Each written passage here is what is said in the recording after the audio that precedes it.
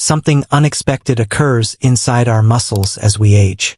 Even with a healthy diet and regular exercise, we begin to lose our ability to stay hydrated. Our cells quit retaining water not because we aren't drinking enough of it.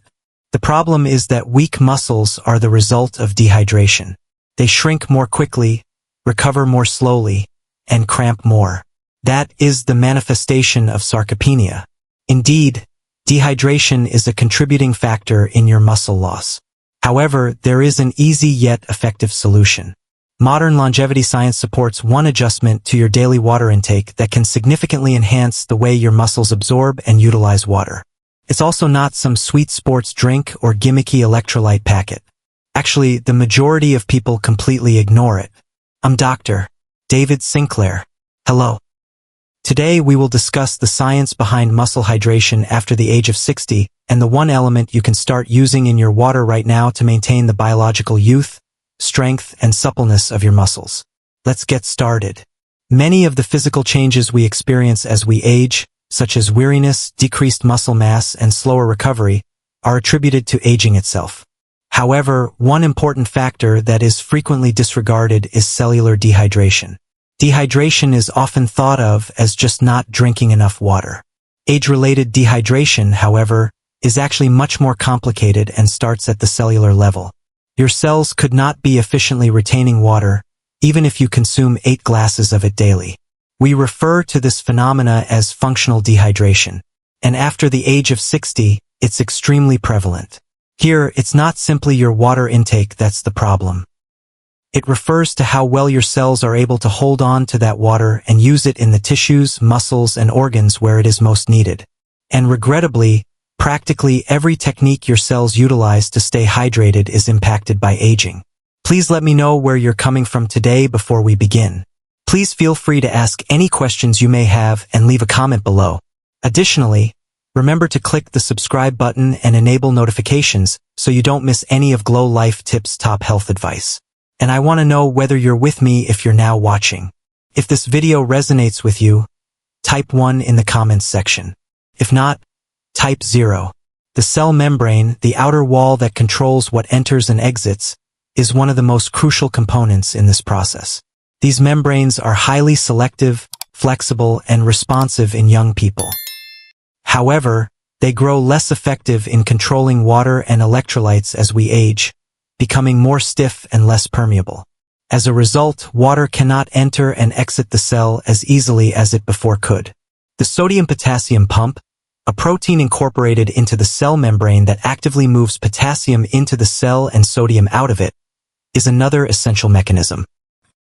Significant amount of cellular energy, specifically ATP, the energy currency generated by your mitochondria, is used by this pump. Simply put, there is less energy available to power these pumps as we age because mitochondrial activity deteriorates. Additionally, the cell's capacity to balance water and electrolytes is jeopardized when these pumps slow down. The invisible pressure mechanisms that regulate the flow of water between your cell's interior and exterior are known as osmotic gradients. The proper concentration of minerals such as sodium, potassium, and magnesium both inside and outside the cell is necessary for these gradients to exist. However, older persons frequently lack these electrolytes because of dietary deficits and aging-related metabolic changes. Even if you are fully hydrated from the outside, cells struggle to pull in and retain water as a result of this breakdown in the osmotic equilibrium. To put it another way, picture your cells as youthful sponges. Those sponges are absorbent and bendable. The sponge gets fractured and stiff with age. No matter how much water you pour on it, it can no longer contain as much as it once did. Why is this important? As more than 75% of your muscles are composed of water, water is more than a filler. It is essential to the contraction, maintenance, and healing of muscles. It has a role in protein synthesis, nutrition transport, and enzyme activity. All of these activities slow down when muscle cells lose moisture. Over time, the muscle starts to shrink, becomes less able to heal, and is more likely to rupture. Sarcopenia, or age-related muscle loss that starts slowly but picks up speed in your 60s and beyond, has this as one of its hidden causes. Furthermore, it affects more than just muscles. Your brain, heart, kidneys, and every other organ system in your body depend on the right amount of intracellular hydration. Cells that are dehydrated utilize energy less efficiently, communicate less effectively, and sustain damage more rapidly. This eventually creates the conditions for insulin resistance, metabolic dysfunction, and accelerated biological aging. One of the most important discoveries we have made in the field of longevity study is this: it's not about how much you drink to stay hydrated. It has to do with how well your cells utilize the liquids you consume. Unfortunately, especially for older persons, the conventional advice to just drink more water is insufficient. The biological age and cellular hydration are directly related. In fact, because low intracellular hydration tends to correspond with decreased organ resilience, slower repair, and increased susceptibility to disease, researchers are increasingly investigating hydration status as a sign of biological aging. Here's the good news, though. This is not a one-sided situation. We now know that dehydration of cells is not always the result. It's not merely an age-related symptom. It's an indication that your body requires molecular help. Additionally, part of this dysfunction can be reversed with the correct inputs, such as promoting mitochondrial health, restoring electrolyte balance, and enhancing membrane integrity. Long into your later decades, you may support your cells to retain more water, work more effectively, and keep the vigor and strength of youth. This is what modern longevity is all about: preserving cellular function throughout the body, not just living longer. And staying hydrated is the first step in one of the most basic yet often ignored tactics.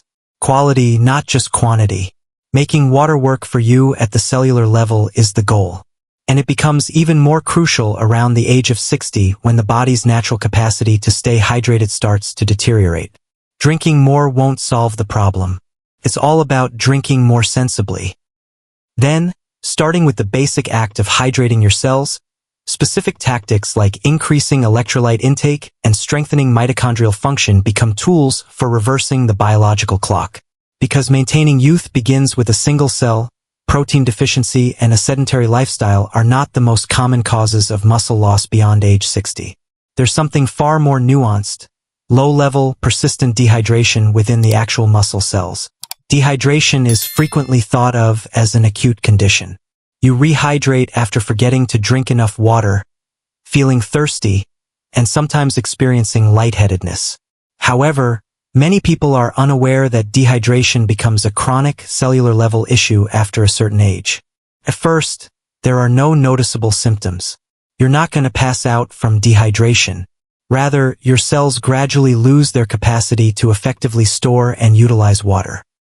Additionally, a rapid deterioration in muscle strength and biological resilience is facilitated by this hidden dehydration. Let's discuss sarcopenia, which is the age-related decrease of strength and skeletal muscle mass.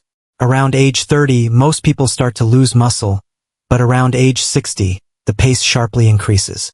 According to certain research, older persons may lose as much as 3 to 5% of their muscle mass every 10 years. And for many, that means falling, becoming feeble, having less mobility, and having a shorter lifespan.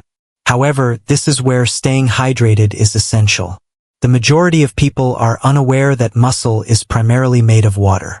In actuality, water makes up more than 75% of your muscle tissue. There is more to the water than just resting there. It is necessary for all of your muscles' functions, including contraction, repair, protein synthesis, and mitochondrial energy production. Now, think about the effects of dehydration on the muscle cell. Enzymatic activity first decreases. Water is the medium in which all repair processes, amino acid transport into and out of muscle cells, and mitochondrial energy production take place.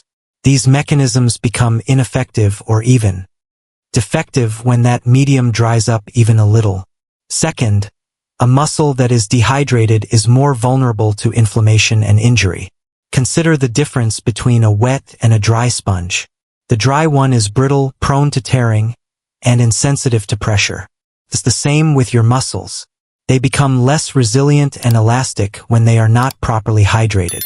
The body now finds it difficult to heal microtears caused by small stressors like standing up from a chair, ascending stairs, or even walking uphill. Third, there is a breakdown in cell signaling. Water serves as more than just a transporter inside the muscle. It enables biological signals and electrical impulses. Cells that are dehydrated absorb less glucose and amino acids because they are less sensitive to insulin. This affects muscle protein synthesis, which is the process that creates and preserves muscle tissue. In addition to deteriorating metabolic health, this is when things start to get interesting. Dehydration over time produces a vicious cycle. Muscle cells' mitochondria perform poorly when they are dry. Reduced ATP production is a result of poor mitochondrial function. The sodium-potassium,